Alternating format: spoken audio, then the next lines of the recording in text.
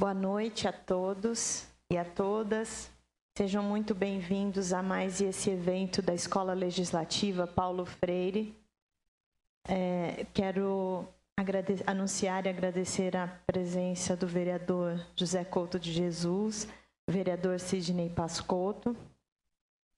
Até enfatizar que essa palestra é uma iniciativa do gabinete do vereador e nós temos a grande satisfação de receber aqui a senhora Carmen Bressani.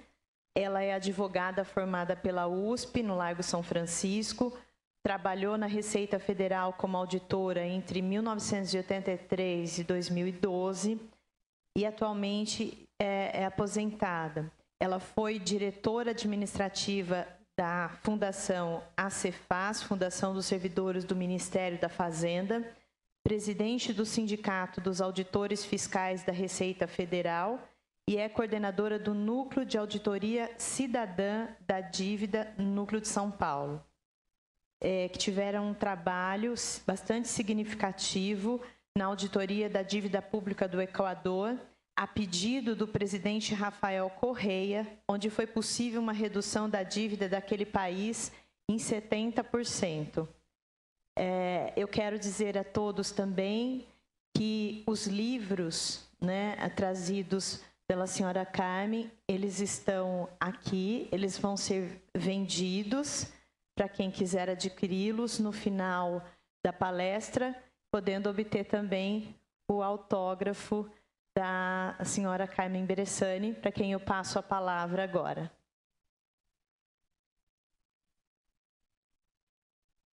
Boa noite. Eu também quero agradecer muito o convite feito pelo vereador José Couto, pelo seu gabinete, o Prudêncio, e essa é uma oportunidade importante para a gente de vir debater o tema da dívida pública, que é um tema fundamental e pouquíssimo discutido. Nessa casa, que é uma casa legislativa, é um assunto fundamental. E para essa palestra, a gente sempre faz uma palestra mais personalizada, e eu montei uma palestra especialmente para cá, tratando-se aqui de um fórum legislativo, uma palestra que vai tratar do assunto representatividade política, modelo econômico e dívida pública. Nós temos a coordenadora geral da Auditoria Cidadã, que é a Maria Lúcia Fatorelli, eu, Carmen Cecília, palestrante. Por favor, Ju.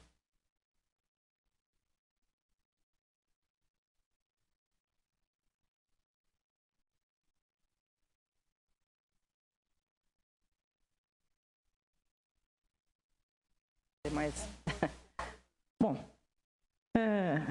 nós vimos desde junho de 2013 diversas manifestações da sociedade que tomaram as ruas, desde aquela questão do passe livre, tarifa zero, que levaram milhões de pessoas às ruas em todas as capitais do país e muitas cidades, levando sempre muita gente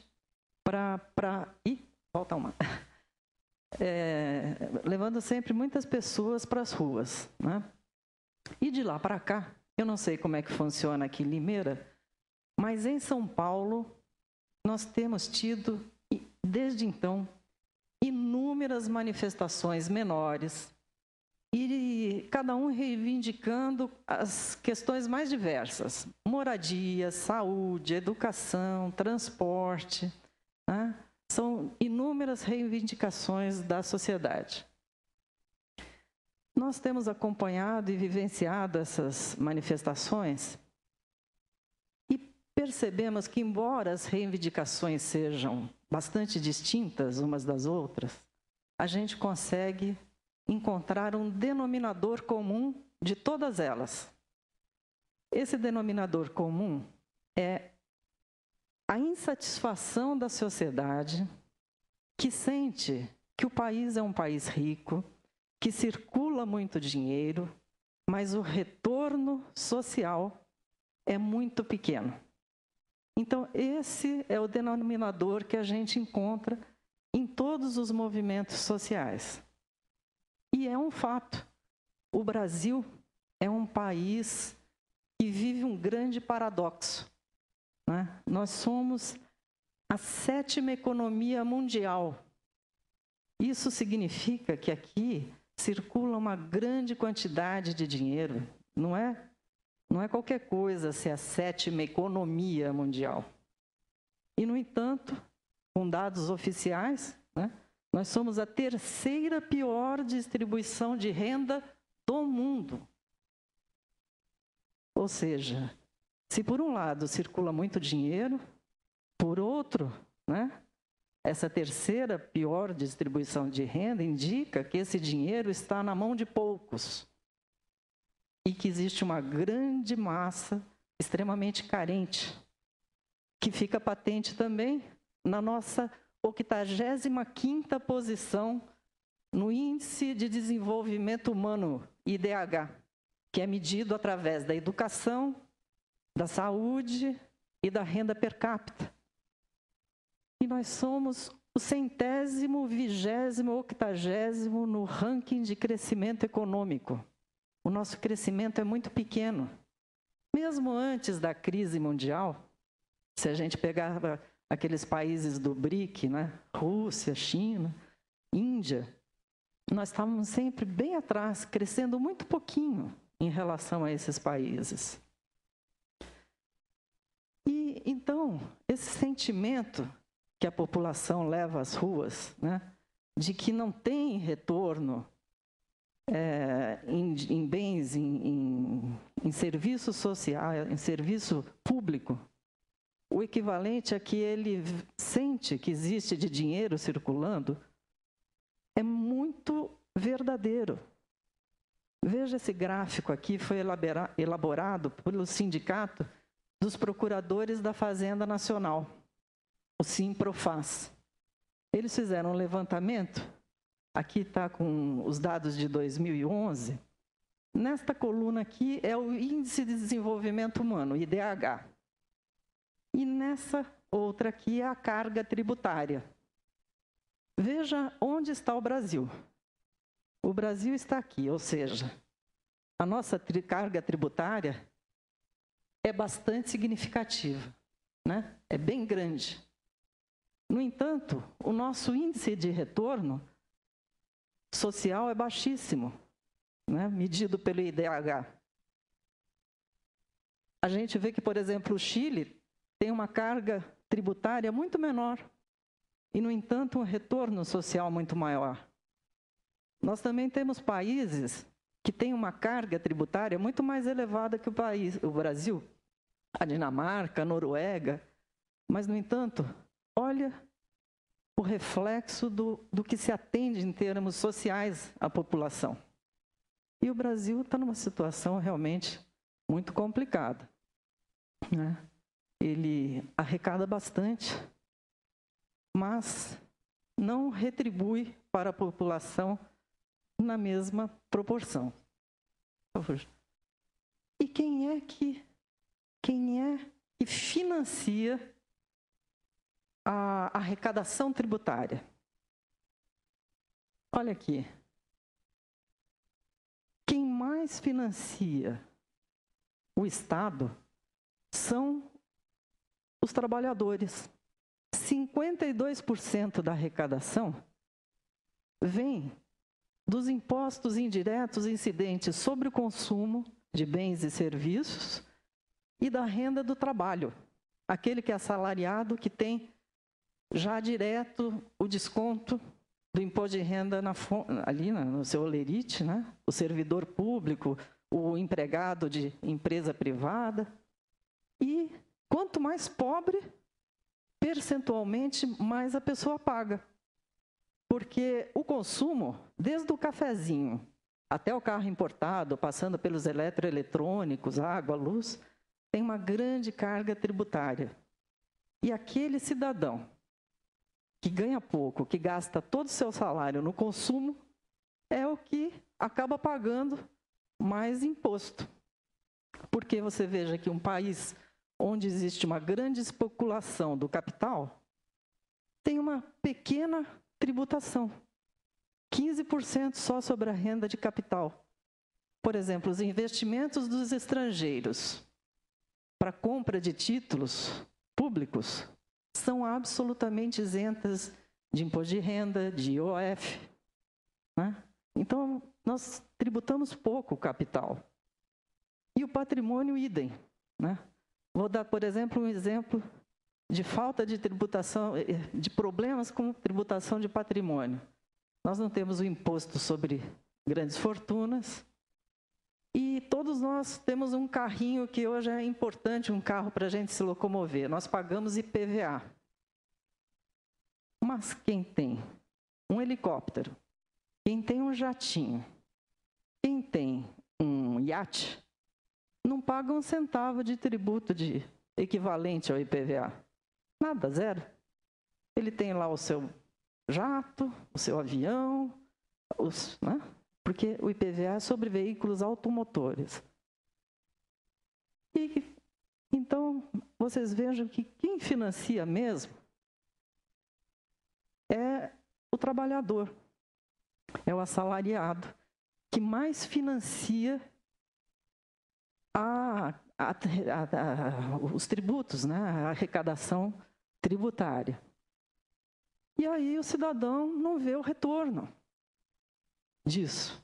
Não vê na saúde, na educação, nos transportes, né? Então, a pergunta que a gente faz é a seguinte: se a gente arrecada tanto, se o Brasil é um país que tem uma carga tributária tão significativa, e a gente não vê esse retorno na sociedade, para onde vai o dinheiro da arrecadação? Quando a gente faz essas palestras e faz essa pergunta, o que as pessoas já logo falam assim, é a corrupção. De fato, a corrupção no país é muito significativa. A gente vê nos jornais diariamente que em todas as instituições há problemas de corrupção, né? É realmente um problema que a gente tem que atacar. É muito importante, muito sério.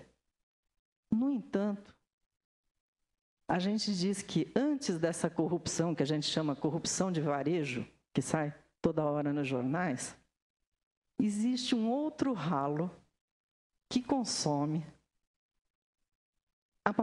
uma grande parte, quase metade de tudo que se arrecada no país. É um outro ralo anterior a esse da corrupção. E a este ralo que a gente dá um nome de dívida pública, que nós vamos mostrar aqui. Eu tinha trazido uns panfletinhos, eu não sei se foram distribuídos, vocês estão com esse panfleto.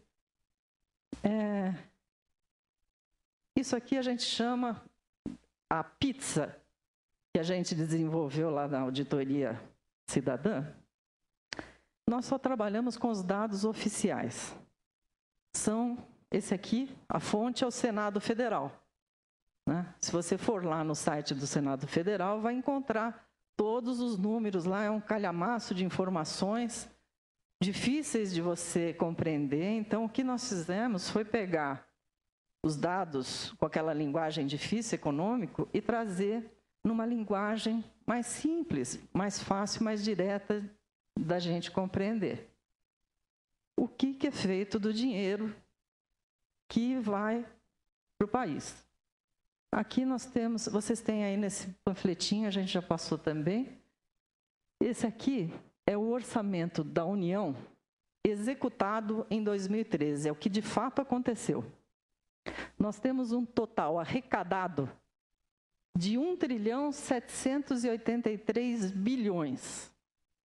Que dinheiro é esse? É dinheiro que veio de tributos, é dinheiro que veio de lucro das estatais, dinheiro que veio de estados e municípios que repassam para a União, e também de lançamento de títulos da dívida, estão aí, né? Então, aqui é tudo que se arrecadou, que a União arrecadou em termos de valores. E quanto se gastou com dívida pública? 718 bilhões. 40,30% foi nesse ralo terrível que é a dívida pública. Olha que a Previdência Social, que é um programa fantástico de distribuição de renda do país, utilizou apenas 24,11%. É a segunda maior fatia. E o mercado já está de olho aqui nessa fatia da Previdência para tentar jogar dinheiro para cá, para o superávit primário. E para estados e municípios. São 5.564 municípios no Brasil e 26 estados e um Distrito Federal. Quanto foi para tudo isso? 10,43% do orçamento. É por isso que estados e municípios estão sempre de pires na mão para a União. Porque o que vai para estado e município é muito pouquinho para atender as necessidades todas que os estados têm. Mal dá para custear as despesas correntes, às vezes, de muitas cidades que não têm uma arrecadação boa ali de seus tributos municipais. E quanto foi para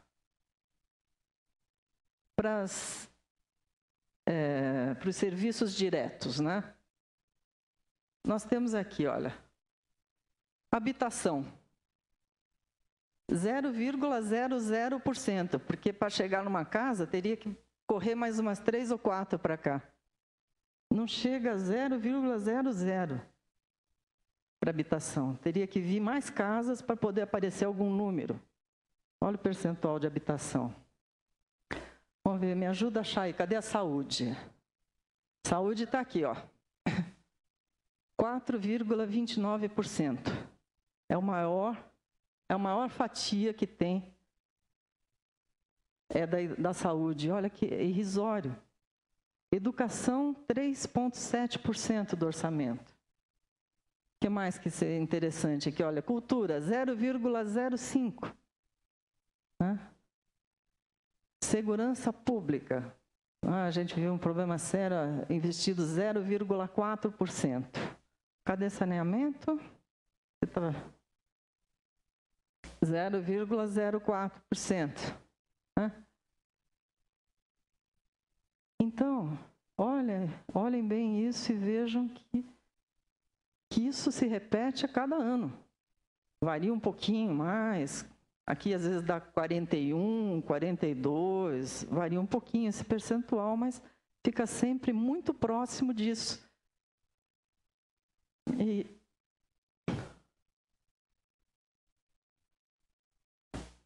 Então, essa parte da habitação, né, que foi, inclusive, uma proposta de campanha desse atual governo, né? Como é que é a saída disso? Como fazer um programa de habitação sem dinheiro? Né? Como é que a gente consegue atender sem dinheiro destinado para cá? A saída é pegar as empresas, instituições financeiras e fazerem financiamento de casa popular. Então, o cidadão, ele entra no programa e acaba pagando a sua casinha lá, porque, na verdade, pouco dinheiro vai do orçamento público, porque esses aqui são os dados oficiais, são números publicados lá no Senado. Né? Então, essa questão aqui da destinação da dívida é um problema sério, né? Que precisa ser bem debatido, bem discutido, bem pensado, né? E nós alertamos que vocês vão encontrar, em algumas vezes, algumas informações diferentes deste número aqui. Por quê? Porque nós colocamos, além do pagamento de juros, nós colocamos também os valores relativos a amortizações da dívida. Porque em 2010, nós tivemos uma CPI da dívida no Senado e nós verificamos que existe uma legislação que impede que se emita títulos da dívida para pagar juros, só para pagar a amortização do principal. Então, o governo faz uma maquiagem nos números, né? Os governos, não é só esse, daqui para trás a gente vê de vários governos, mas a saída foi fazer uma maquiagem nos números e colocar ali em juros só uma pequena parcela dos juros reais. A parte dos juros nominal, que é de correção e tudo mais, eles são lançados como principal da dívida, para poder emitir títulos para seu pagamento.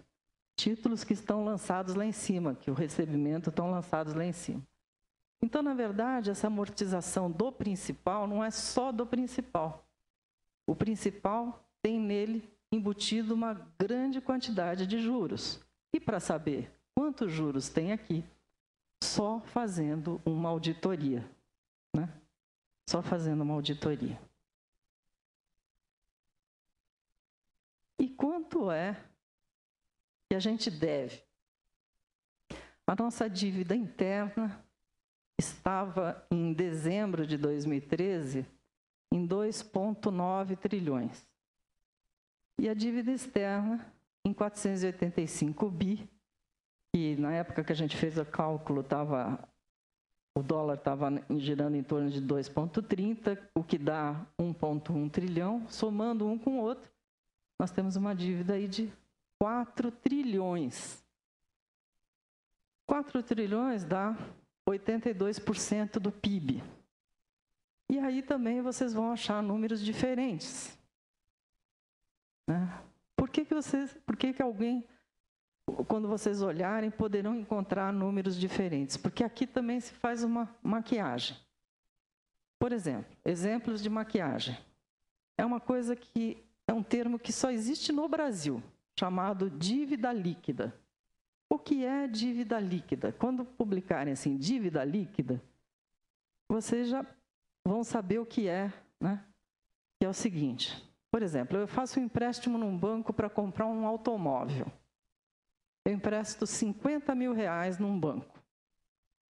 Quanto é a minha dívida? 50 mil. Mas eu chego em casa e digo assim, eu fiz um empréstimo no banco, mas a minha dívida líquida é 30 mil. Porque eu tenho um carrinho velho na garagem, eu vou vender esse carrinho velho, que vale 20. Vou pagar a minha dívida lá no banco com esses 20, então a minha dívida líquida é só 30. Tudo bem, você pode até fazer isso. Mas enquanto você não vende o seu carro usado e não paga o banco, a sua dívida não é 30, é 50. Os juros vão incidir sobre quanto? Sobre 50.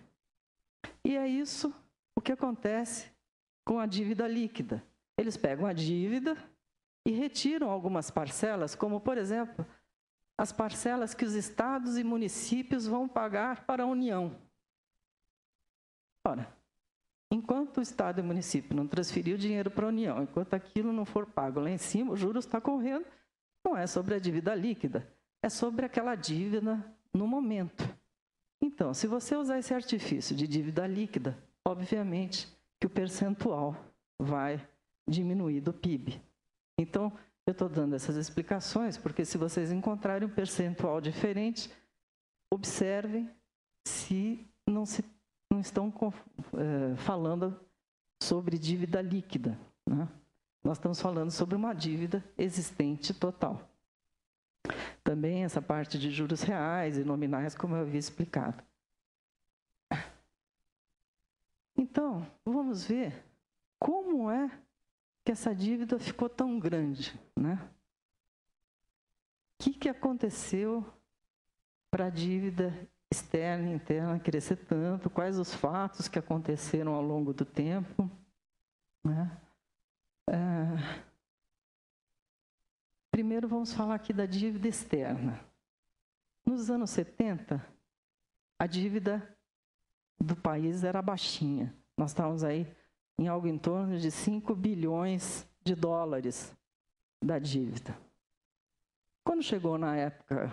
eu vou fazer um parênteses só para dizer o seguinte.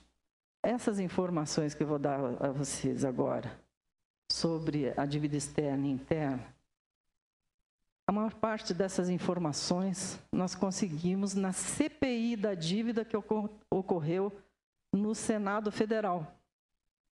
Nós tivemos uma CPI em 2010 e muito se apurou nesta CPI. Então, veja aqui.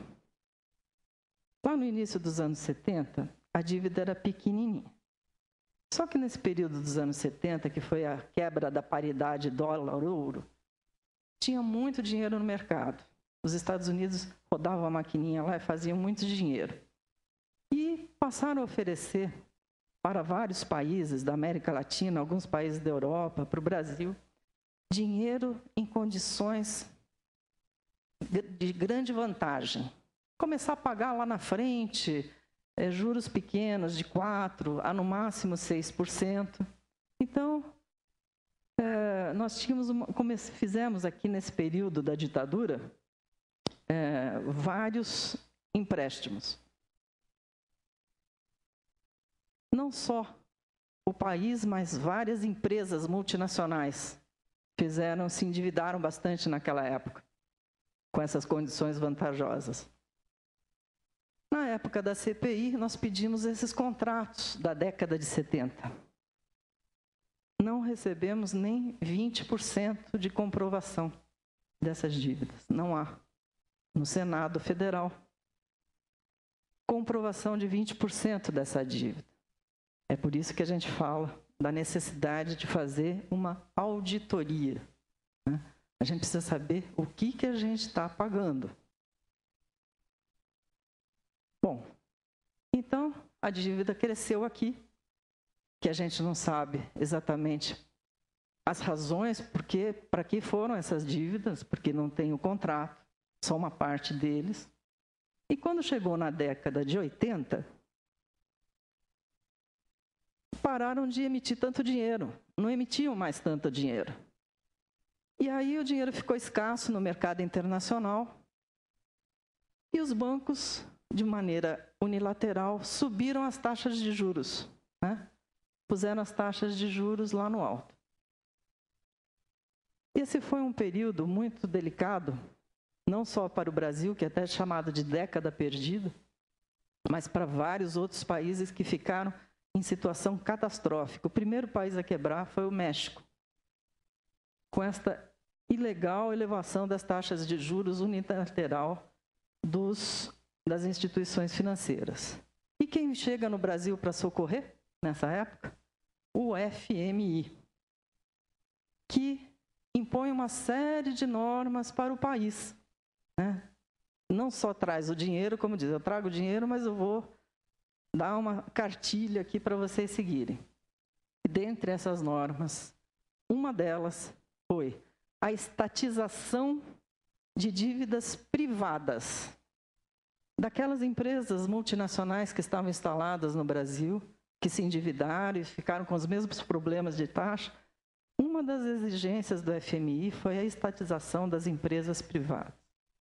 E no nosso site da Auditoria Cidadã, nós publicamos, está lá, vocês procurem, nós colocamos lá inúmeros contratos dessas estatizações empresa a empresa. Nós pegamos lá no Senado, nós tivemos acesso a esses documentos e vocês precisam ler isso, porque é um momento importante da história do país para vocês verem como é que a nossa dívida passou a existir, como é que ela foi se formando, e a quantidade de empresas privadas cujas dívidas foram estatizadas. Isso, década de 80.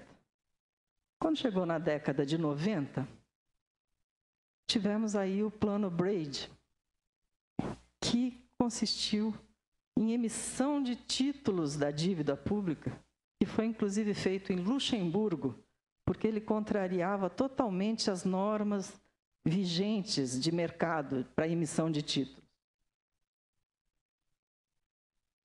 Nessa época, fizeram uma farta emissão de títulos lá em Luxemburgo, pegaram os dinheiros desses títulos públicos e pagaram.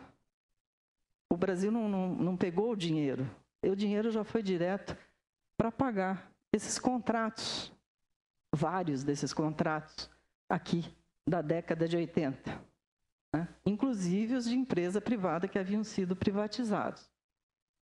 Então, nós temos uma suspeita, não é comprovado, mas nós temos uma suspeita forte com essa CPI que houve no Senado, de que uma boa parte dessas dívidas estavam prescritas. Prescrita significa dizer morta, que você não pode mais exigir. Por que que nós temos essa suspeita? Porque nós colaboramos na auditoria da dívida do Equador, e lá eles fizeram uma auditoria, e lá nós vimos que esses contratos de lá eram muito semelhantes aos nossos contratos desta época da década de 80. Mesmo agente financeiro, mesmo modelito de contrato, tudo igual.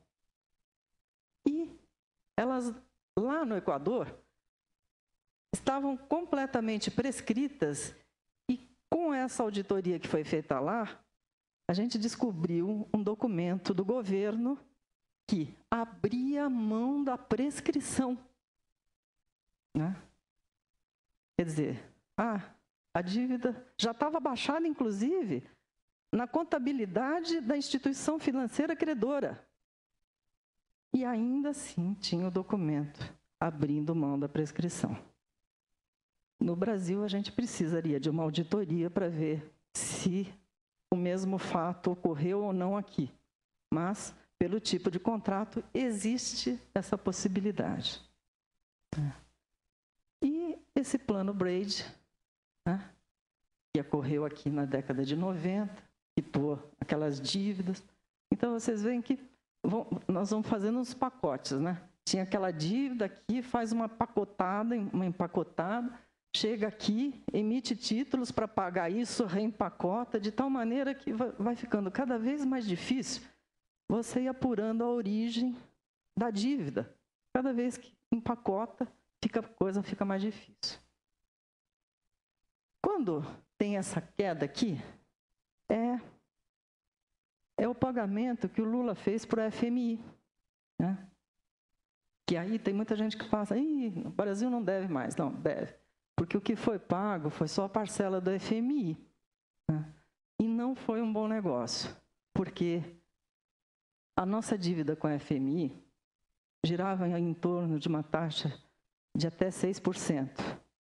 Para a gente pagar a dívida com a FMI, a gente precisou emitir títulos da dívida pública interna a uma taxa de juros de 14%, para pagar essa que era mais baratinha. E aí vão dizer alguns, olha, mas valeu a pena, pelo menos a gente se livrou do FMI.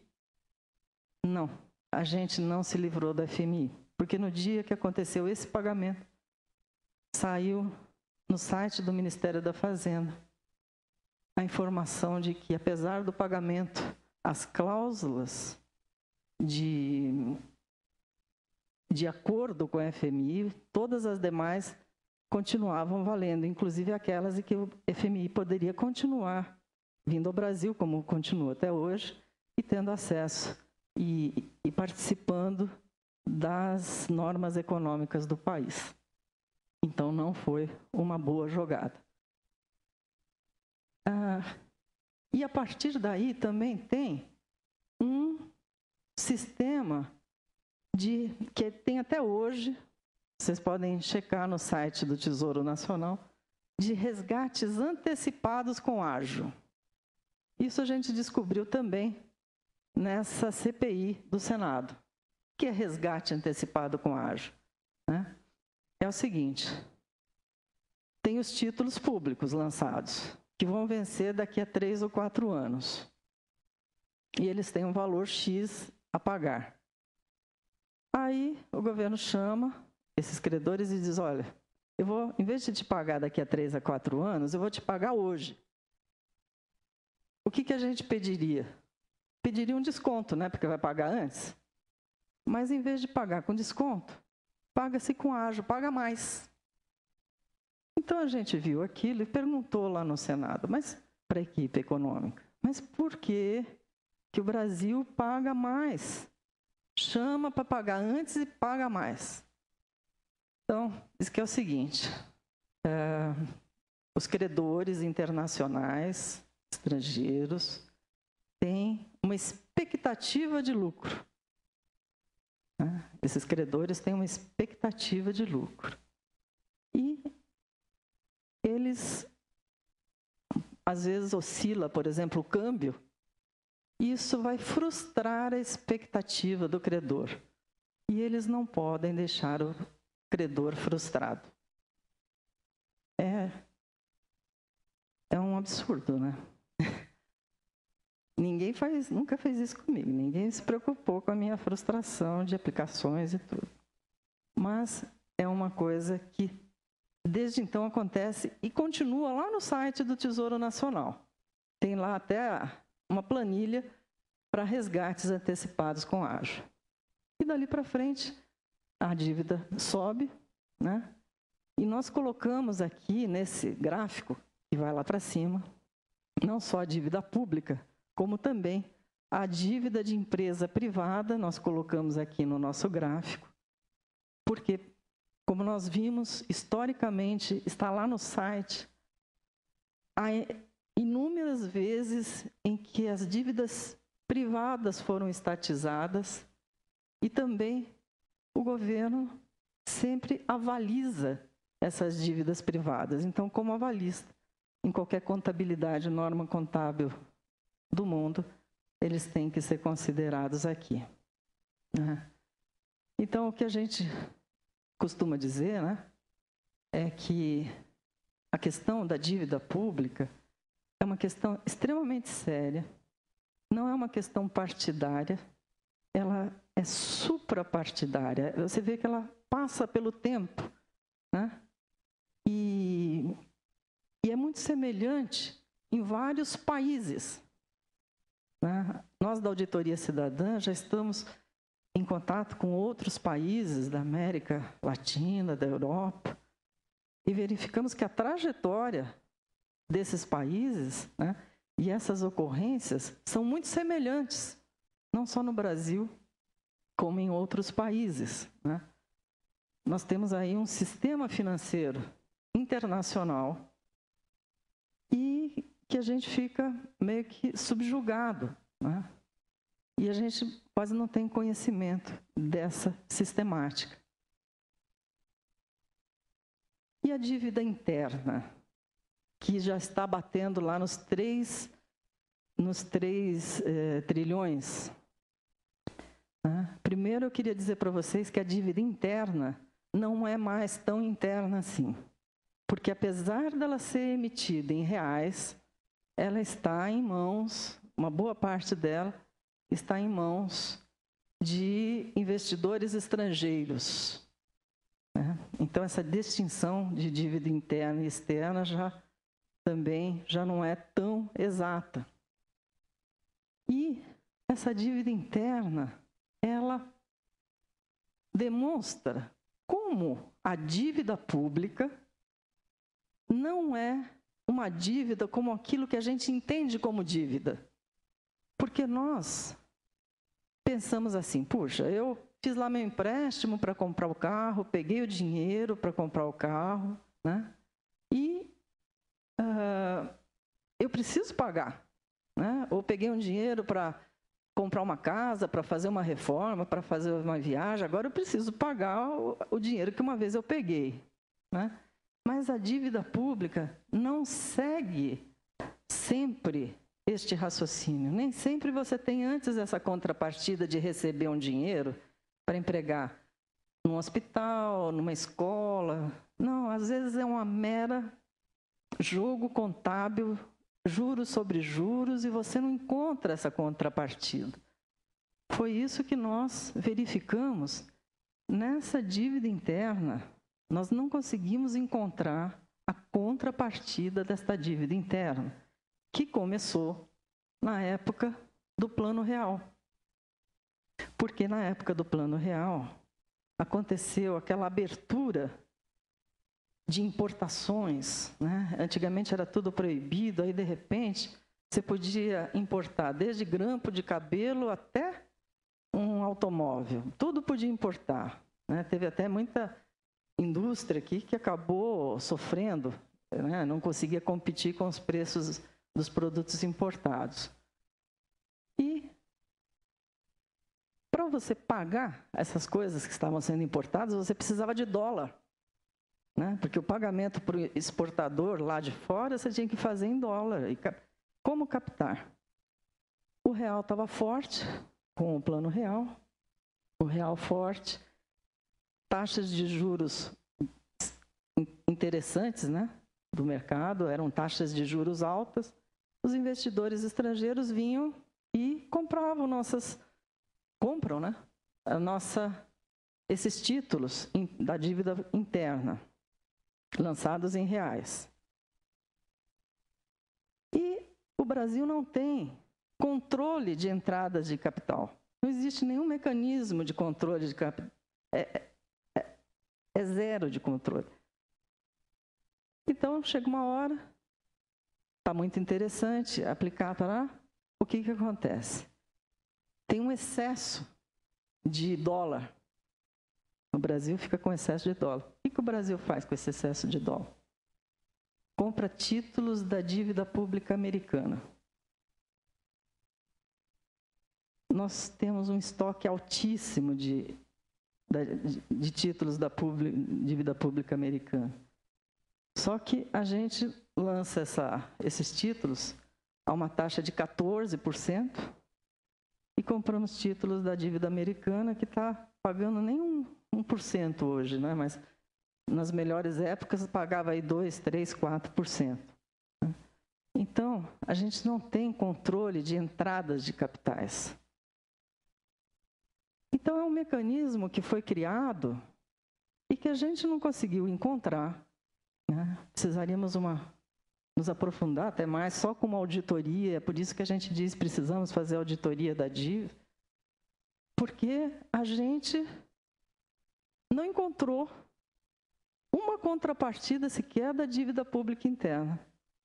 O que é essa dívida de 3 trilhões, né?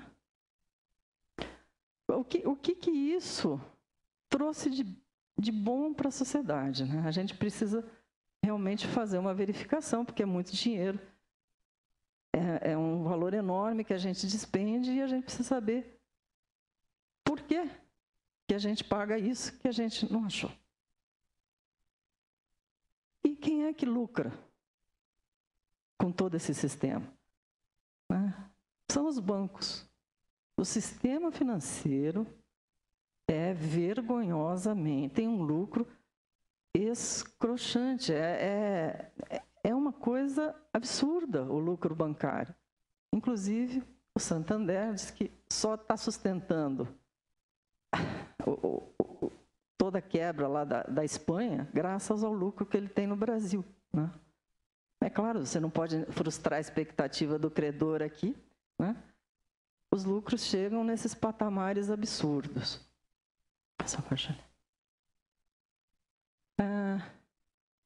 Para vocês terem uma ideia de como funciona, como é perverso o sistema financeiro, né? Em 2012, foi reduzida a taxa Selic. Isso aqui é uma tela tirada lá do Tesouro Nacional. Então, dia 19 de abril de 2012, a Selic foi reduzida para 9% ao ano, até os jornais publicarem e tudo mais. Só que, no mesmo dia, a gente foi lá e anotou uma venda de títulos a 10,78. Né? Quer dizer, vinha sempre acompanhando a Selic. A hora que ela baixa, Eles atrelam da Selic e botam uma taxa mais alta. Em dezembro, a Selic caiu mais ainda para 7,25. E a gente achou título vendido, em média, por 11,72. Né? Quem são os detentores desse título? Não sabemos. Porque, embora a dívida seja pública, o detentor do título, da sua dívida, é secreto. Você não pode saber, é sigiloso. Né? Quer dizer, a dívida é pública, mas quem detém o título é sigiloso. Como é que funciona isso? Né? Se você entrar no site do Tesouro Nacional, você vai encontrar os dealers. Dealer é uma palavra americana que quem joga pôquer sabe que é o sujeito que dá as cartas no pôquer. O dealer é o sujeito que dá as cartas. Né? E eles mudam a cada 6 meses, eles botam um conjunto de 12 dealers, que são instituições financeiras. Aqui tem o período de fevereiro de 2012 a julho de 2012, lá de agosto a janeiro de 2013. Então, vocês podem observar que tem vários bancos estrangeiros, né? O Citibank, que mais que tem aí? Santander, tem Deutsche Bank, Berkeley, enfim, vários bancos operando. Né? Você pode entrar no site do Tesouro Nacional e comprar um título, você, pessoa física. Eles têm até uma telinha lá que te ensina a fazer isso. Mas o título está sempre custodiado em um banco. Você tem que custodiar esse título, sempre através dos dealers. Né? E os dealers dizem assim, o Brasil, por exemplo, está precisando pagar uma dívida que está vencendo naquele dia, pega um lote e bota lá no mercado, pela taxa Selic do dia, e os dealers dizem assim, não, eu não vou pagar isso. Eu não vou pagar isso porque o dinheiro está escasso aí no mercado internacional, e aí vai subindo a oferta, vai aumentando os juros, até que um deles, obviamente um cartel, aceita pagar aquele juro acima dos juros de mercado e mais altos do planeta. Então, essa é um breve, porque há tantos detalhes a falar, né? Mas é um breve panorama de como funciona a dívida pública federal. E isso vai também para estados e municípios. Né? Eu vou dar uma pequena explicação aqui de como é que funciona a dívida paulistana, inclusive a pedido do Prudêncio, que pediu para mostrar aqui. Né? Estados e municípios, a partir de 1993, foram proibidos de emitir títulos públicos. Foi a emenda constitucional número 3, proibiu. Só tinha uma exceção: emitir títulos para pagar o valor exato de precatórios emitidos até a Constituição de 88. Fora isso, os estados e municípios não podiam mais emitir títulos. E isso engessou os estados, os municípios que estavam acostumados a emitir título para as suas necessidades. Quero investir aqui ou acolá, emitir a título. Bom, o que aconteceu então com a dívida de São Paulo, da capital? Né? Na ocasião, era prefeito de São Paulo, o Paulo Maluf, e ele tinha como secretário de Finanças o Pita. O que eles pensaram? Eles fizeram lá um negócio que a gente chama de engenharia do mal e superestimaram o valor dos precatórios, né, do artigo 33, que era lá da emenda constitucional, né? Superfaturaram esse valor dos precatórios existentes. Fizeram uma planilha bem superfaturada e até com alguns precatórios em duplicidade. A prefeitura emitiu, então, para pagar esses títulos que estavam superfaturados, emitiu títulos no valor de 3,6 bilhões. E arrecadou com a venda dos títulos, porque não vendeu pelo valor de face, vendeu abaixo do valor de face, arrecadou com a venda 2,2 bilhões. Né? Tanto aquele supervaloração dos precatórios, quanto a negociação desses títulos, foram completamente ilegais, cheias de irregularidades. E essas irregularidades foram apuradas em CPIs ocorridas tanto no Senado Federal, dos precatórios e dos títulos mobiliários, quanto na Câmara Municipal de São Paulo. Isso foi completamente comprovado, inclusive suspendendo várias instituições que operaram nessa venda, houve ciranda de títulos, uma série de irregularidades. O Pita foi condenado, enfim, totalmente comprovado. Né? Desses 2,2 bilhões, apenas 14,6 foram para o pagamento de precatórios, não só daquele da emenda constitucional, mas todo tipo de precatório, e o restante a gente não sabe, foi usado em outras finalidades. Então, a origem da nossa dívida do município de São Paulo é totalmente não digo, em grande parte, né, na sua maior parte, fruto de ilegalidades já apuradas, né, apuradas em CPIs. Mas aí o que acontece? Em maio de 2000, a prefeitura está muito endividada porque essa dívida acabou não sendo paga, foi rolando, foi aumentando, foi crescendo e chegou em 2000 num valor absurdo de 11 bilhões em 2000. A União, que estava negociando com estados e municípios as dívidas dos estados e municípios, fez um contrato com o município de São Paulo com prazo de 30 anos para pagar. A taxa de juros é o IGPDI mais 6% ao ano, se São Paulo amortizasse 20% do principal em até 30 meses, o que não aconteceu, porque São Paulo não tinha. Ela tentou vender o Pacaembu, tentou vender umas coisas, mas não chegava nesses 20%. Então, o contrato passou a ser IGPDI mais 9% ao ano, que foi calculado, inclusive, retroativamente, desde o início do contrato. E, nesse contrato com a União, era assim, o município pagaria apenas 13% da receita, só até 13% da receita. Se esses 13%, se os juros correção monetária, fosse acima dos 13%, esse montante que não foi pago ia ser incorporado no principal. É isso que consta, que reza o contrato. Né? Então, incorpora no capital juros, amortizações e demais encargos que eventualmente extrapolem os 13% da receita. E o que acontece foi isso. Né? O valor desse IGPDI mais 9 é tão alto que sempre passa os 13%. E o que acontece? Mês após mês vai aumentando o principal. E a dívida vai crescendo, embora São Paulo pague rigorosamente em dia, pontualmente, os seus 13%. E esse contrato não ficava só nisso.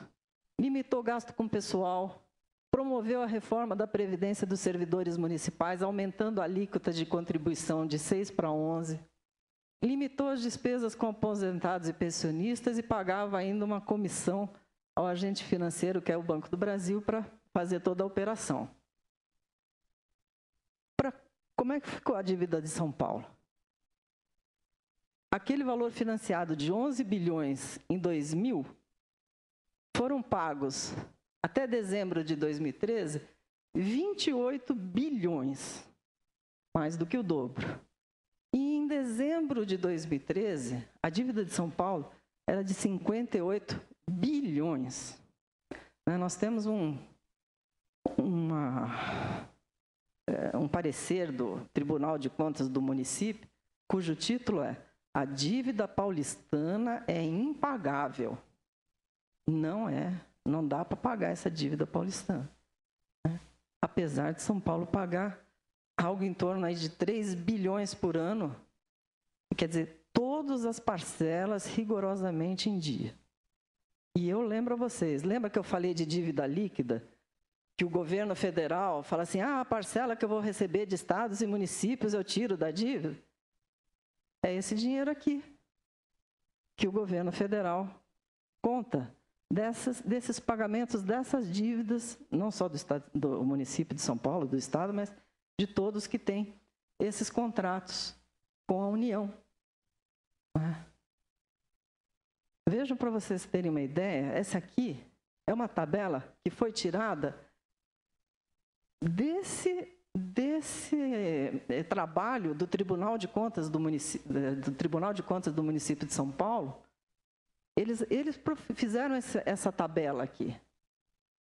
Aqui, ó, esta linhazinha é o IGPDI mais 9 que São Paulo paga. Essa é a taxa de juros acumulada. Tá vendo? De 630% de 2000 a 2012. Olha o tamanho que foi a correção do IGPDI mais 9.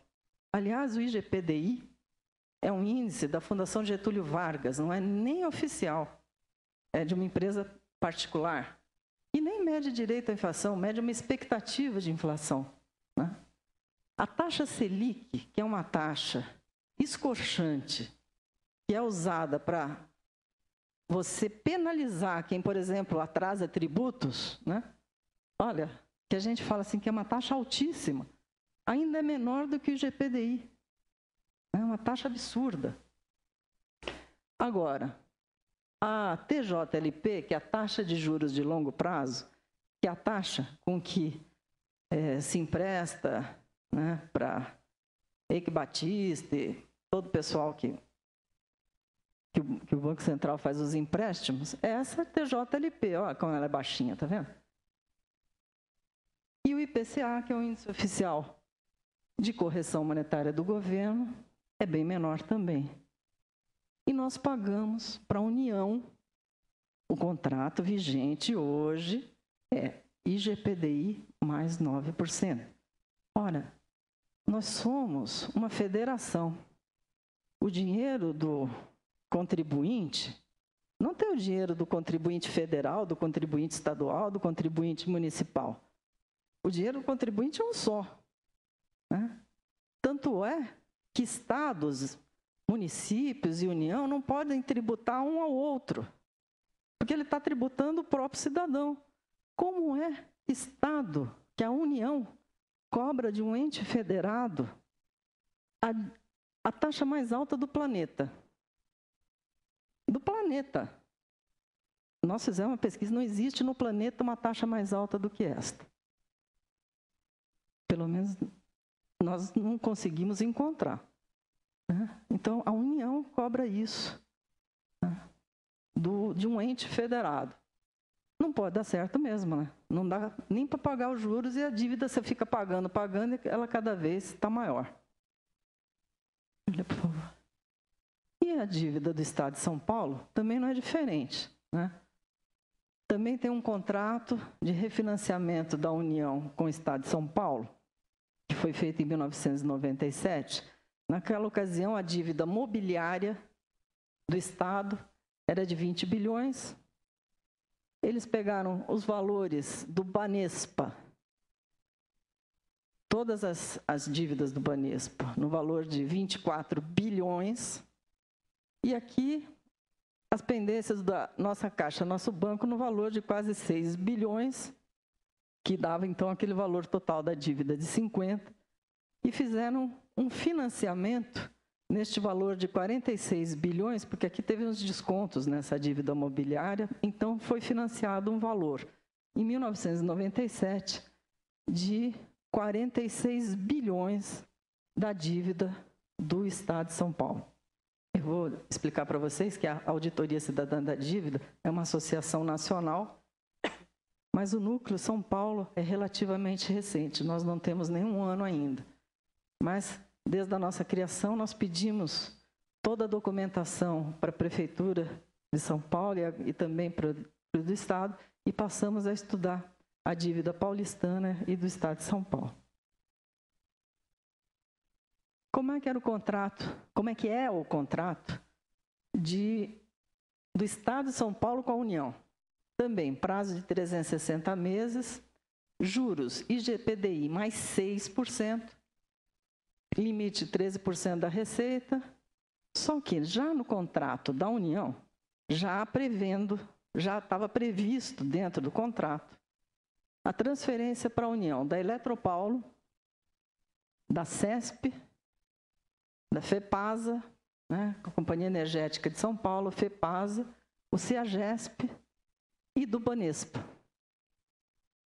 Observe que o Banespa, transferido para a União, sem as pendências financeiras, que estavam lá naquele financiamento de 46 milhões. É um Banespa limpinho, certo? Que foi passado para o Santander, né? Então, isso aqui foi transferido para a União. Quer dizer, não só um empréstimo, mas uma série de cláusulas de passar as empresas estatais paulistas sair da propriedade do Estado de São Paulo. E aí? A dívida total consolidada de dezembro de 2012, que foi a última publicação que a gente encontrou, ainda não saiu de 2013, no relatório anual do governo do Estado de São Paulo, era de 207, e a dívida dessa mobiliária, desse ajuste, foi para 183 bi, de 46 para 183 bi, também com pagamentos sempre pontuais e regulares, né? Então, veja que essas dívidas não são só uma mera questão de empresta aqui e juros altos, ela também envolve uma série de mecanismos de entrega de empresas, de contenção de pagamento de funcionário, de corte de pensão, de uma série de outras situações. E apesar de todo esse esforço, por mais que você pague em dia, a dívida também só sobe, porque nós temos aí juros enormes.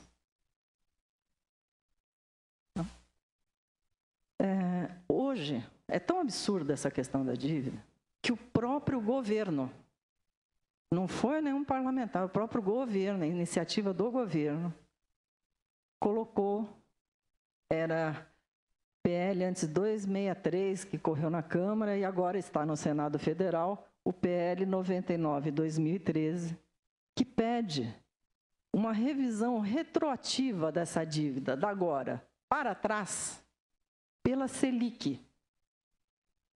Lembra que a gente viu que a Selic é um pouco menor do que o IGPDI mais 9? Então está pedindo que revise daqui para trás pela Selic. E daqui para frente, que os juros sejam pelo IPCA mais 4%. Né? Quer dizer, isso aí é o reconhecimento, né? Porque você vê, é o próprio governo que está pedindo isso. É o reconhecimento de que é um absurdo esse contrato, né? Está em bases totalmente absurdas. E isso aqui está meio engavetado, já quase foi para o plenário, depois deram um jeito de dar uma engavetada, porque na hora que ia para a votação, foi lá o Guido Mantega e disse, não aprovem isso. Ou seja, obviamente o sistema financeiro interferiu para que não fosse votado ali, não fosse aprovado. Então, voltaram, deram uma engavetada, e os prefeitos e governadores estão fazendo pressão para que aprove este PL, que reduziria um pouco o saldo da dívida. O saldo. Por quê? São Paulo, o município, continuaria pagando os 13% da receita líquida, não ia diminuir. Né? Ele ia diminuir o saldo. E diminuindo o saldo, o que aconteceria? São Paulo teria uma abertura para fazer mais empréstimos. E com isso o prefeito conseguiria destravar aí alguns investimentos que ele gostaria de fazer. E eu estou dizendo isso com toda tranquilidade, porque nós estivemos com o subsecretário de Fazenda, numa reunião com ele, em que ele nos explicou isso. Só que esse PL, que é muito tímido, a nosso ver, esse PL 99 é extremamente tímido. Embora tímido, ainda assim tímido, não consegue ser aprovado, porque o sistema financeiro ainda está em cima. Mas, por que a gente acha que isso aí não resolve? Não resolve porque a gente continua pagando uma dívida fruto de ilegalidade. A gente, na verdade, precisava apurar o que a gente tinha que pagar, de fato. O que é dívida do município? Lá na origem, né? Também um outro problema seríssimo que tem nesse contrato é a questão de cobrar juros sobre juros. É o chamado de anatocismo, uma prática ilegal, né, que está prevista no decreto e na súmula 121 do Supremo, que diz: é vedada a capitalização de juros, ainda que expressamente convencionada. Quer dizer, não pode cobrar juros sobre juros, tem súmula sobre isso. E nós estamos aí nesse contrato cobrando direto, né? E mantém a cobrança de juros abusivos entre os entes federados, porque você retroagir pela Selic é continuar dizendo que tudo bem, eu estou pagando uma dívida que eu não fiz e vou agora pagar por um outro índice que é também escorchante, mas um pouco menor, né? Na verdade, quando a gente estuda a questão da dívida, o que a gente diz é que a gente não pode olhar uma coisa assim, pegar um contratinho, tirar do contexto e examinar só um contrato. A gente tem que ver que ele é fruto de um sistema, né? Esse dinheiro paga a dívida lá da União, né? E então é todo um sistema que é armado. Como é que funciona esse sistema, né? Utiliza o endividamento como mecanismo de subtração de recursos e não financiamento dos estados. Nós, da Auditoria Cidadã, nós não somos contra dívida. A gente acha que dívida pode ser uma coisa importante e boa, né? Às vezes você não pode comprar sua casa própria no momento, você vai lá, faz um empréstimo, compra sua casa e vai pagando devagarinho. A mesma coisa funciona para o Estado. Não é que dívida seja uma coisa ruim, mas a dívida tem que tem que servir para financiar o Estado e não só para subtrair recursos sem a gente ver nenhuma contrapartida nisso, né? A gente verificou que a dívida se reproduz internacionalmente. Essa crise da Grécia, uma crise terrível que tem na Espanha hoje, é muito semelhante a uma crise da dívida. A Grécia, a Espanha vive uma crise da dívida, fora outros países, né? Só para exemplo. Internamente também, como nós vimos, estados e municípios que entram nesse sistema da dívida, né? Dívida sem contrapartida, e o maior beneficiário, como a gente vê, sempre acaba sendo o sistema financeiro.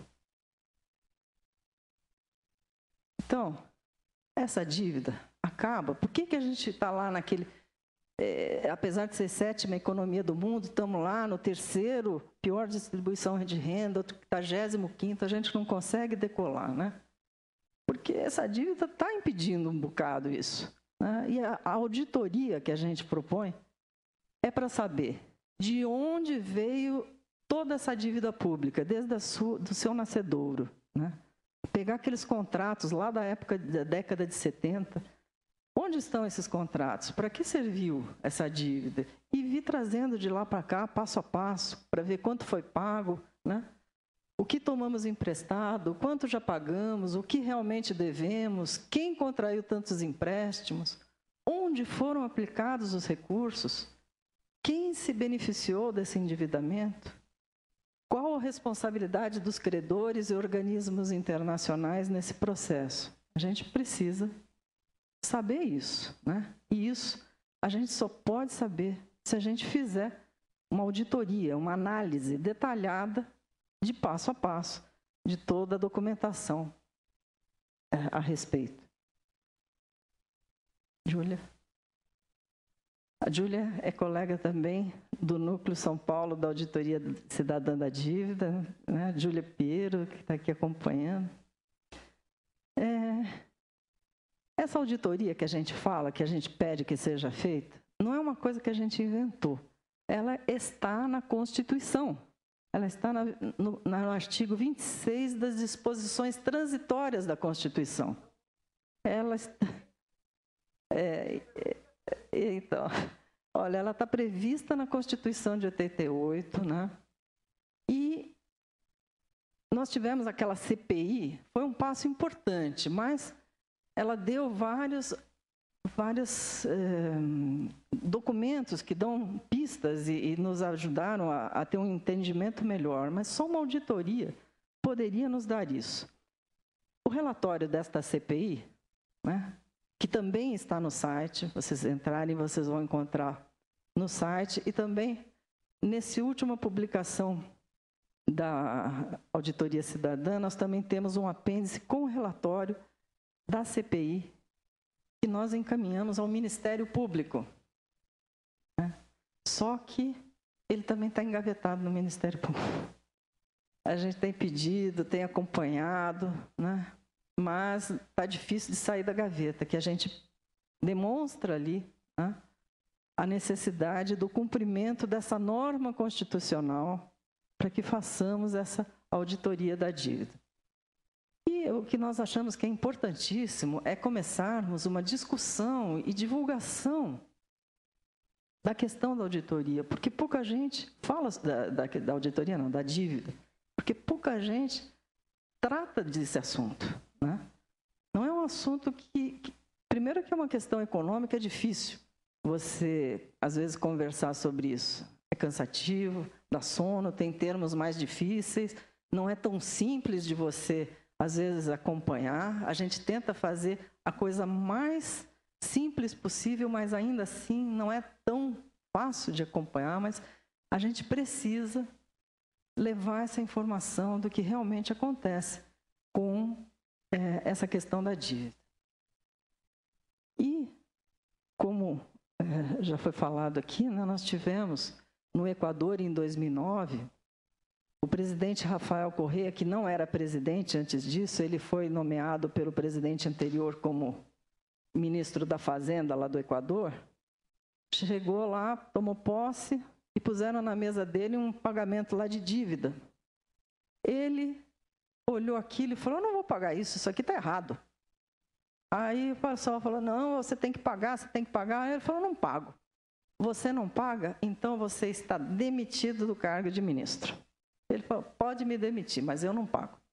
E foi demitido. Ele saiu do governo. Quando foi nas eleições seguintes, ele se candidatou a presidente e venceu as eleições.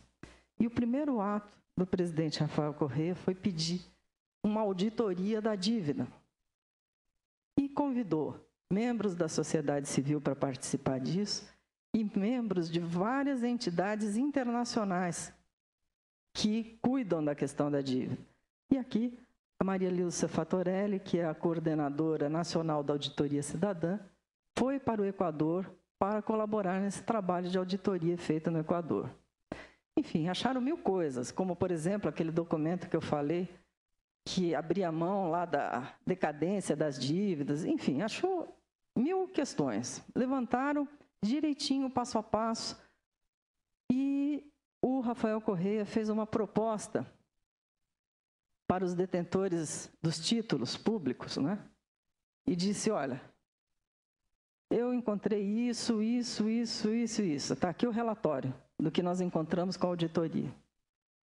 Eu vou oferecer aos detentores dos títulos 30% do valor. Quem quiser, vem aqui que eu vou pagar 30% do valor. Quem não quiser, nós vamos discutir isso num tribunal internacional. 95% dos detentores aceitaram a proposta. e a dívida do Equador reduziu praticamente 70%. Foi uma economia de 7,7 bilhões nos próximos 20 anos, que para o Equador é extremamente significativo. Faça favor, Júlia. E nós tivemos um seminário internacional em dezembro, e o pessoal do Equador que veio aqui para o Brasil, inclusive veio o embaixador lá do Equador no Brasil, nos trouxe esse gráfico mostrando que essa parte verdinha é a parte da dívida do Equador. A parte azulzinha é a parte dos investimentos sociais. E que a partir da auditoria, né, que é aquele tracinho, essa lógica inverteu, né? A aplicação no social foi muito mais significativa. Deixa eu olhar. Não, está acabando. Agora é o encerramento, né? Eu vou só apresentar para vocês, porque, então, o que a gente faz da auditoria cidadã? A gente primeiro faz um monte de palestra em vários lugares, vai onde nos chamam para divulgar esse assunto, para debater. Temos algumas publicações, né? Nós temos a Dívida dos Estados, é um livro que dá uma boa noção para quem quiser se aprofundar. Alternativas de enfrentamento à crise, a dívida pública em debate, que é um caderno de estudos. E o último lançamento, o último lançamento é esse que nós fizemos no seminário, já está traduzido para vários idiomas, né? Acho que estão uns 4 ou 5 idiomas. A Júlia agora está traduzindo para o italiano, mais um que vai ter. Acabamos de lançar esse livro em basco, foi a última, traduziram para o basco. Nesse livro também a gente tem um anexo com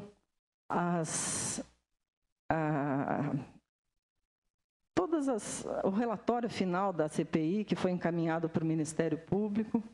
Se alguém tiver interesse de adquirir, os livros custam R$20 e o caderno 15, né, Júlia? Para quem tiver interesse de se aprofundar no assunto. E eu queria agradecer a atenção de vocês, dizer que lá o Núcleo São Paulo gostaria muito de que vocês mantivessem contato conosco. A gente faz o estudo da dívida federal, continua fazendo, da dívida estadual, da dívida municipal. Inclusive, estamos com pedidos de outros municípios para fazer o levantamento de alguns municípios que têm problemas semelhantes ao de São Paulo. Não sei como é a situação de Limeira, mas por exemplo, Guarulhos já entrou em contato, até estão querendo montar um núcleo em Guarulhos. E então, vocês querendo discutir mais, manter contato, a gente passou também uma listinha, se quiserem deixar o e-mail, a gente periodicamente pode mandar uma informe para vocês. Então, vocês desculpem eu ter me estendido tanto, mas é que o assunto é tão vasto, eu tento ser o mais concisa possível, mas o assunto é muito vasto.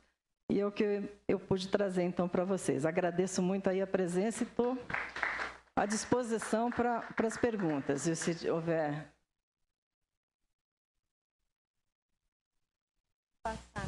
E a necessidade do microfone é porque está transmitindo pela TV. Ele tinha requisitado, eu já chego aí, por favor. Carmen, só para tirar uma dúvida, essa questão da dívida, dessas transações, não foram contempladas na lei de responsabilidade fiscal, que era para ter sido, né? Pelo menos algum mecanismo de controle, alguma coisa nesse sentido.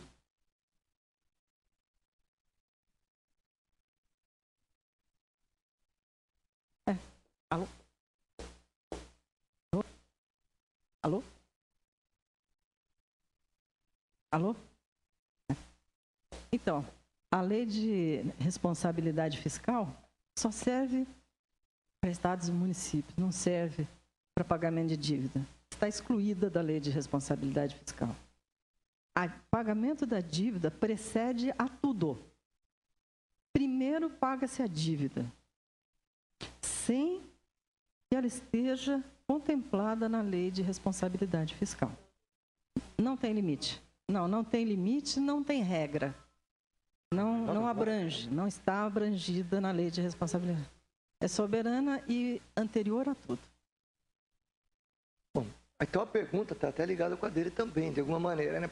Por que isso foi possível fazer, essa auditoria da dívida no Equador e aqui não? Quem é que impede aqui dentro que se faça auditoria dessa dívida? E se ela tem crescido em relação ao PIB, mais do que o PIB, a relação PIB-dívida pública, ou a dívida interna, que está crescendo mais, né? Porque uma vez a Dilma falou assim, não, a nossa dívida está crescendo, mas em relação ao PIB, não. Isso acho que foi em 2010 que a coisa estava boa. E aí? Quem é que impede a auditoria da dívida? Por que não se faz ao menos uma moratória da dívida? É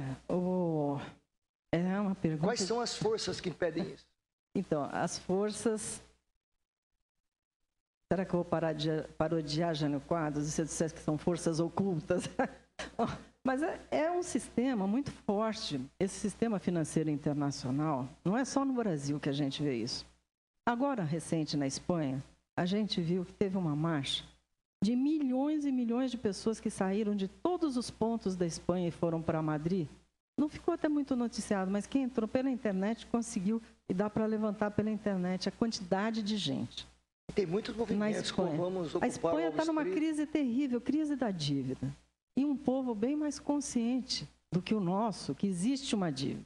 E ainda assim, com tudo isso, não se consegue fazer essa auditoria na Espanha.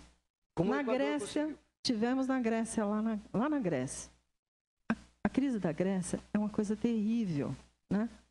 Olha, suicídio entre jovens. É um absurdo o que aconteceu de suicídio de jovens que não tem a menor perspectiva sabe, não tem perspectiva. Sem emprego e sem nenhuma perspectiva de vir a ter. Então, uma situação muito dramática que aconteceu na Grécia. Nós temos até um tipo de um núcleo instalado lá na Grécia que a gente precisa fazer, porque é uma questão internacional. Transcende. É por isso que eu digo, ela é suprapartidária. É uma questão muito forte. Ela transcende o Estado também. Nós achamos que a única condição de fazer é uma questão política. Obviamente é uma questão política, mas para que se dê sustentação a um governo que deseje fazer isso, é preciso que a gente tenha, no nosso ver, um povo esclarecido sobre a questão da dívida e que exija isso, né? Não basta só o povo esclarecido, precisa um povo esclarecido ainda. E precisa um governo que deseje fazer. Inclusive, só para complementar isso aí, uma coisa importante, nós estamos já fazendo, aqui da Auditoria Cidadã, um questionário para enviar a todos esses candidatos à presidência, né? Todos eles que concorrerem, nós vamos mandar o mesmo questionário pedindo que eles respondam como vão se posicionar em relação à dívida. Então, a gente vai pedir isso, vai publicar isso, de como é que cada candidato vai se posicionar. Porque o que nós temos visto lá em São Paulo, a gente vê naquela chamada dos partidos políticos, é que vários partidos, das mais variadas tendências, de esquerda, de centro, de direita, têm trazido para as suas campanhas políticas a questão da dívida. Né? Que eu me lembro, assim, por exemplo, o DEM, né, que é um partido de direita, começou o seu programa, a gente até brincou, eles pegaram todos os nossos gráficos e puseram lá, né? Começou com a pizza, né? Só que em vez de pizza puseram um bolo, mas era a mesma coisa, era o mesmo desenho, né? Então, o PPL, o PSOL, né? Quer dizer, partido de direita, partido de centro, partido de esquerda, todos puseram, todos não, vários puseram nos seus, nas suas plataformas políticas a questão da dívida, porque é uma questão que está chegando num limite, que não dá. Agora, qualquer partido, para poder realizar uma coisa, a nosso ver, é preciso que tenha uma sociedade esclarecida que dê esse suporte. apoio popular. E nós precisamos, então, participar ativamente na divulgação desse assunto que é pouco falado. É a nossa ideia.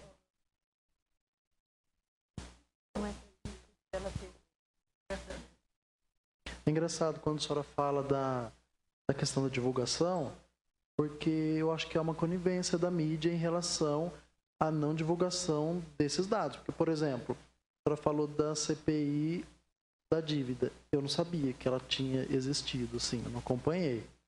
Às vezes tem até outras CPIs, até mais populares, digamos assim, mas essa eu não fiquei sabendo. Então, não chega essa informação assim até a gente, né? Exatamente. Olha, quem é que aqui ouviu falar da CPI do Carlinhos Cachoeira? Todo mundo. Qual era o valor envolvido naquela corrupção? Tinha que ser apurado? Tinha. Mas qual o valor envolvido? Alguns milhões, não era isso? Aqui, a coisa é de trilhão. Nós tivemos uma CPI e não saiu uma linha. Por quê? Quem financia? Quem financia? Campanha, inclusive, né? É só ver quem financia. Então, o sujeito vai... Se ele publicar isso, adeus financiamento. Estou frito. Então, a alternativa que nós vamos ter, não adianta contar com os meios institucionais de comunicação. Nós temos que ir por outros meios né? Hoje a internet é um grande recurso, né, para a gente fazer divulgação. Nós temos que passar por outros meios de divulgação mais alternativos, vamos dizer. Nós temos que recorrer a alguns meios alternativos, né? E a gente tem visto que nós temos recebido muitas solicitações de vários movimentos, porque a auditoria não é um final em si, ela é instrumento dos diversos movimentos. Por exemplo, habitação, né? O movimento do sem-teto lá, hoje em São Paulo, estava uma loucura, aquela Avenida Paulista parada por causa da questão de habitação. Um movimento forte que está no país todo, em São Paulo, está muito sério. Eles vieram pedir para a gente fazer um estudo, né, do que a dívida poderia representar para a habitação. Como é que a gente poderia levar o dinheiro para a habitação? Aí o pessoal da tarifa zero também, né? A gente fez um estudo aí que daria para pagar o tarifa zero durante, acho que, 50 anos. Todo mundo andando de graça, caía 50 anos andando aí de graça se a gente pegasse o dinheiro da dívida. Construiria não sei quantos hospitais. Nós temos aí nesse documentinho aí que a gente passou para vocês, tem um cálculo do que daria para ser feito. Então, a gente tem sido muito procurado e então a população está se alertando. É um processo difícil, não é fácil, não é para amanhã, né? Mas eu acho que a gente vai levando essa informação, vai discutindo, vai debatendo. As pessoas têm que começar a pesquisar mais. A internet hoje traz muitos recursos de investigação, né? Você consegue pesquisar a questão da dívida no Brasil e no mundo via internet, né? Como é que a coisa realmente acontece? É preciso primeiro alertar. E aí as pessoas vão seguindo e cada um vai sendo, então, um replicador dessas informações, né, nas suas diversas regiões. Carmen, eu queria compartilhar aqui umas angústias enquanto você estava fazendo sua explanação. A gente observa no movimento histórico que desde lá dos primórdios da sociedade capitalista, Revolução Francesa Industrial e do desenvolvimento do capitalismo, historicamente, o setor da sociedade que mais se internacionalizou e se fortaleceu é a burguesia financeira, é o sistema financeiro. E se a gente observar os movimentos da história, na maior parte das vezes, esmagadoramente, ele pouco foi enfrentado por qualquer tipo de governo. Mesmo nos sistemas ditos socialistas. E a impressão que eu tenho é que hoje, em toda a sociedade capitalista globalizada, esse é o poder. A gente fala da mídia, mas tudo isso é um reflexo. A elite financeira, ela comanda o mundo. E essa elite, ela é completamente internacionalizada. Como é que a gente enfrenta isso? Nós temos... que é tanta informação que é impossível. Se eu fosse trazer tudo aqui, a gente ia ter que passar e vou fazer um seminário aqui de alguns dias, né? Mas uma informação super interessante que a gente tem e que eu faço em algumas palestras eu posso depois enviar, posso mandar para a Prudência, você pode passar aqui para o pessoal. São os dados interessantíssimos de um estudioso que eles fizeram um levantamento das 2 milhões de empresas mais lucrativas do planeta, mais importantes que existem lá no planeta. E foi fazendo uma ligação entre uma e outra, foi ligando os pontos. E aí foi achando donos comuns. E essa tem uma parcela de ação dessa, que tem uma parcela de ação daquela, por essa vez participa dessa. Então foi traçando uma rede. E essa rede está muito bem descrita. A gente tem essas informações que eu não trouxe aqui. E a gente chega nesses donos do poder. Quem são esses poderosos que mandam, né, nos governos, né? Porque o sujeito pega o governo, é eleito, mas não governa, né? Tem uma força poderosa aí que determina e diz, se você não seguir minha cartilha, eu não vou te financiar, você nunca mais vai ser eleito. Peraí, então, deixa eu fazer como você está mandando, né? É uma situação complicada, né? É um poder muito forte, é quem detém o dinheiro. E existe, isso já está mapeado. Vocês me convidem, eu volto uma outra vez, vou contar direitinho para vocês essa nova trama aí, eu volto aqui para falar para vocês. E também está lá no site, viu? Da Auditoria Cidadã, vocês podem encontrar.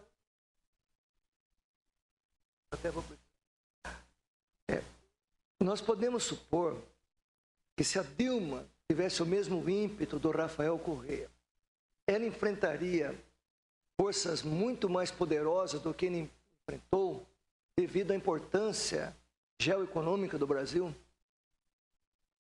Eu acredito que sim, né? O Brasil tem uma capacidade econômica muito maior, né? A pressão seria maior. Agora, no Equador, né, você veja só, o sistema financeiro não quer perder nada. Por quê? Esse tímido projeto de lei 99 de 2013, que fala para reduzir a taxa de juros absurda, né, dos estados e municípios, reduzir para a Selic, que ainda continua absurda. Ainda assim, proposta do próprio governo, um parecer do Tribunal de Contas do município que diz a conta do município de São Paulo é impagável. É impagável, não dá. Quanto mais você paga, mais aumenta essa dívida. O Manteiga foi lá, mando do sistema financeiro dizer que não deixava o negócio passar. Agora vai ter uma marcha de prefeitos, né? Agora, a semana que vem, em Brasília, acho que dia 12, 13. Então, eles estão levando lá uma reivindicação para reduzir essa taxa de juros, né? Principalmente liderados pelo Haddad, que está com a corda no pescoço. Nós, da Auditoria Cidadã, estamos dizendo, não que a gente não queira que reduza, só que a gente acha também um certo risco isso, porque você dá um descontinho aí na taxa de juros e depois ninguém mais quer apurar as ilegalidades. E a gente continua pagando uma dívida que não é nossa, né? Mas, veja só, nem essa coisa tímida, nem esse projeto tímido, o sistema financeiro não quer perder, não quer deixar e não quer autorizar. Mas lá no Equador, um presidente feito com uma população que ele resolveu esclarecer como é que funcionava a questão da dívida, e divulgou, com apoio popular, fez esta auditoria, reduziu a dívida do Equador em 70% e no dia seguinte o sol nasceu, a vida continuou e não houve nenhum problema. Bom, mas está vivo lá, né? Está vivo. Então, quer dizer, teve como fazer. Né? É possível fazer? É possível fazer. Né? É preciso realmente querer dar um outro rumo econômico ao país. Agora, veja só, essa violência em São Paulo, eu não sei como é que está em Limeira, mas em São Paulo a gente sai de dia, se voltar viva no final da tarde, é mera questão de sorte. Porque a violência extremamente é um absurdo. Até a filha do governador já sofreu o segundo atentado. Ninguém escapa. Ninguém escapa. Né? O descaso social. Né? Se você for numas periferias lá de São Paulo, os carinhas não têm nenhuma praça para andar de skate, não tem nada. Né? Saneamento não existe. Em São Paulo, o hospital, você procura uma vaga na parede do hospital, não é no quarto. Né? Se você achar uma maca e uma vaga na parede para encostar, nossa, já está bom demais. Né? Educação está complicado, tudo precário. Chega um momento em que não tem jeito, vai ter que investir. O país, as pessoas começam a acordar e dizer, cadê o meu dinheiro? Onde é que está o dinheiro? De tudo isso que circula, de tudo isso que eu pago, eu quero o meu dinheiro. E é nessa hora que a gente tem que dizer, olha, o seu dinheiro está indo por um ralo enorme. Né? Quer dizer, nem tudo é financeiro.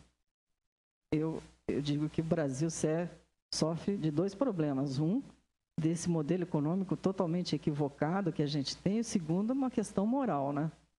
Porque o pouco dinheiro que sobra ainda é sujeito a desvios fenomenais. Né? O cara pega para fazer uma escola e não sai nem um bangalôzinho de escola. Né? Pega para fazer um hospital, não sai nem um posto de saúde. Então, nós passamos também por uma crise moral, essa que sai nos jornais diariamente, em todas as estruturas, né, do país. Não é no legislativo, nem no executivo, nem no judiciário, em todas as instituições estão minadas. Né? Tem aqueles parlamentares, tem aqueles do executivo, tem aqueles do legislativo, tem aqueles do judiciário, que são íntegros. Né? E esses cidadãos, né, esses íntegros de todas essas casas públicas, né, esses cidadãos que a gente precisa que colaborem para que a gente faça uma corrente, né? Porque há muito também, tem aqueles que diziam, mas tem muitos que têm uma conduta moral que a gente conhece que é primorosa. E a gente precisa fazer uma corrente desses e tentar reverter esse jogo, tentando fazer uma divulgação para a sociedade, tentando mudar essa lógica perversa. É difícil? Claro que é. O sistema é um sistema realmente muito potente, mas não é impossível. Eu acho que a gente tem que ir nesse caminho.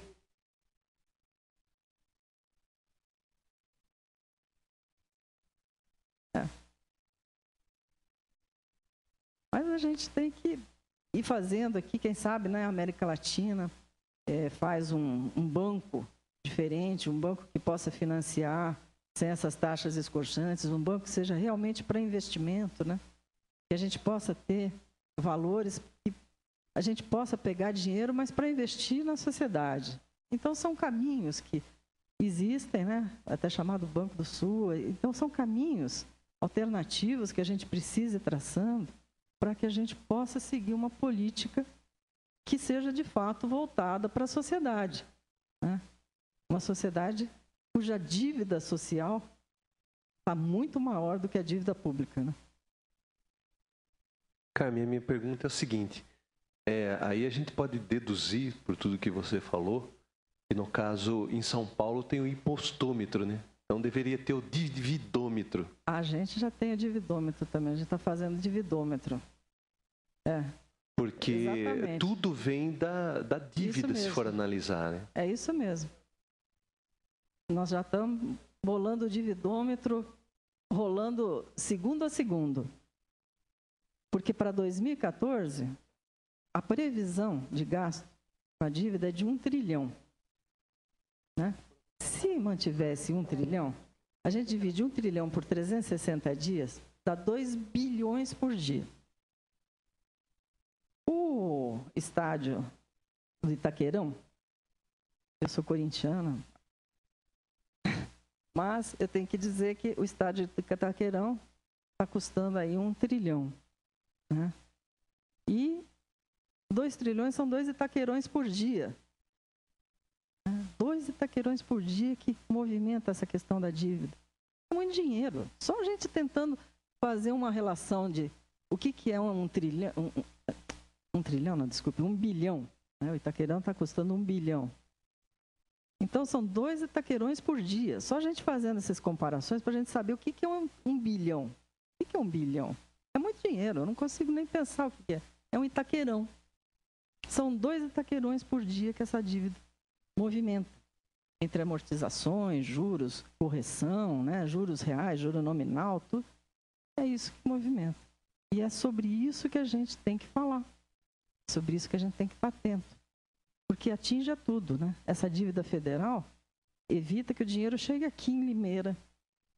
Porque distribui só um bocadinho, 10% lá da arrecadação da União, né?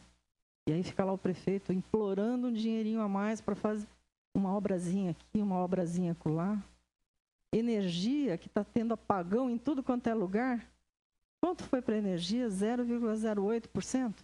Como é que você vai fazer investimento com 0,08%? Tem empresa que nem está ampliando o parque industrial porque acha que não vai ter energia para rodar os equipamentos. Né? E não tem grande coisa.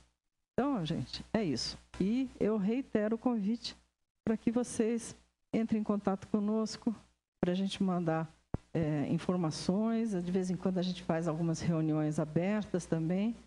E estamos aqui à disposição, sempre que precisarem de uma palestra, de trocar ideias, de conversar, aqui ou lá, nós estamos sempre à disposição de vocês, viu?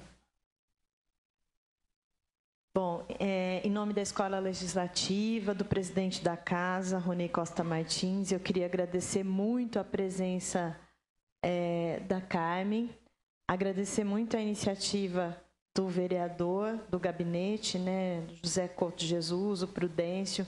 Foi realmente muito esclarecedora e vou pedir bis, assim, para a gente ter mais a presença da auditoria cidadã, para que todos nós possamos ficar bem informados e entrar nessa luta, né, entrar nessa campanha. Muito obrigada. Lembrando que os livros, gente, estão ali à disposição. Comprar.